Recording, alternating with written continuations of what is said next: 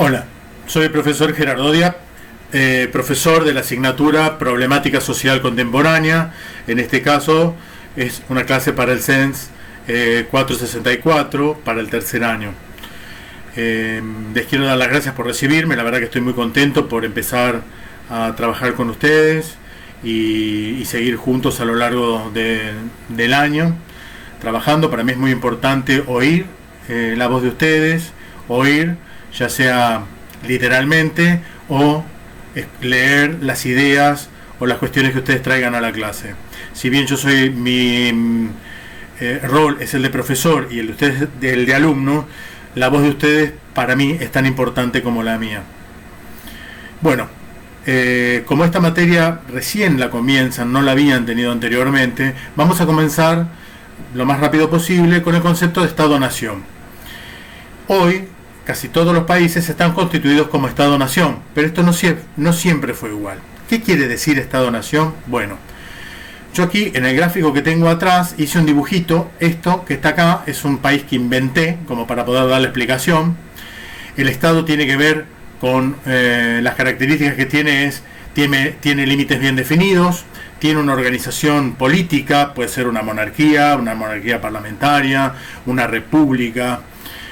Tiene leyes propias y tiene la potestad de ejercer la fuerza, ya sea en forma interna como en el exterior de defensa del país. Esto es un Estado. ¿Qué es la nación? La nación tiene que ver con la sociedad, con cuestiones que nos unen, con cuestiones en comunes, como por ejemplo la cultura, el idioma, la historia, las creencias, las costumbres y las tradiciones. No siempre esto se da que coincide el Estado con la nación. A veces se impone una nacionalidad a grupos que no comparten justamente la cultura, el idioma, la historia, las creencias y las costumbres. Algunas ya han desaparecido y otras siguen existiendo y otras están en conflicto justamente, porque hay un conflicto entre lo que es la constitución del Estado y el tema de las nacionalidades que lo componen.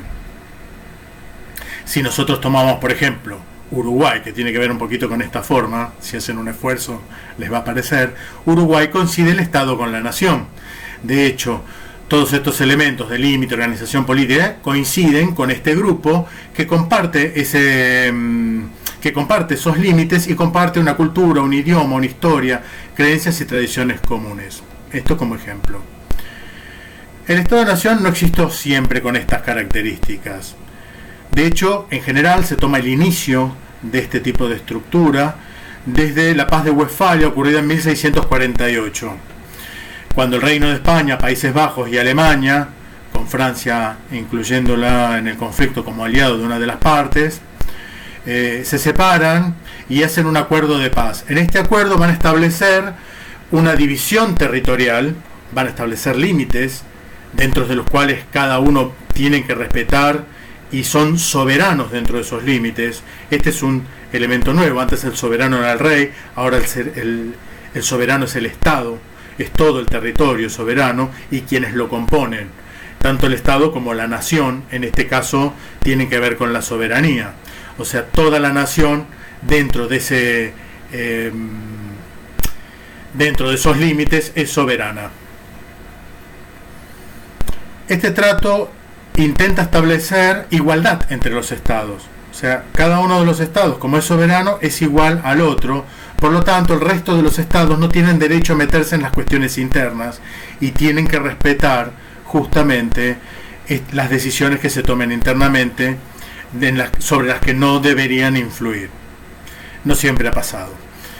A partir de esta época, el Estado-Nación se empieza a construir y va teniendo modificaciones en relación a distintos hechos y eventos que van sucediendo. Hay tres revoluciones particulares que generalmente se nombran, que es la revolución liberal, la burguesa y capitalista. Se van a dar a través de la revolución industrial, la revolución francesa, y que los estados van a ir ya no estableciendo su poder a través de las armas y de la guerra, sino a través del poder económico. Esto es una novedad para la época y se va a ir construyendo a lo largo del tiempo. Por ejemplo, en el texto que les di van a ver que durante el siglo XIX, si bien las colonias americanas se comienzan a emancipar, iniciadas por la independencia de los Estados Unidos, se van a ir constituyendo estados nacionales. En el resto de los continentes va a haber una ola colonialista muy fuerte y muy grande que va a terminar, en general, con la Primera y Segunda Guerra Mundial. La Primera Guerra Mundial es un evento, si bien no es una revolución, pero es un evento muy grande de transformación que hace que algunos imperios coloniales caigan, como por ejemplo el Imperio Austrohúngaro, cae el Imperio Ruso, que se va a terminar transformando en la primer república socialista, que también va a tener una característica no imperial particularmente, pero va a tener algunos países que los va a contener dentro de su órbita.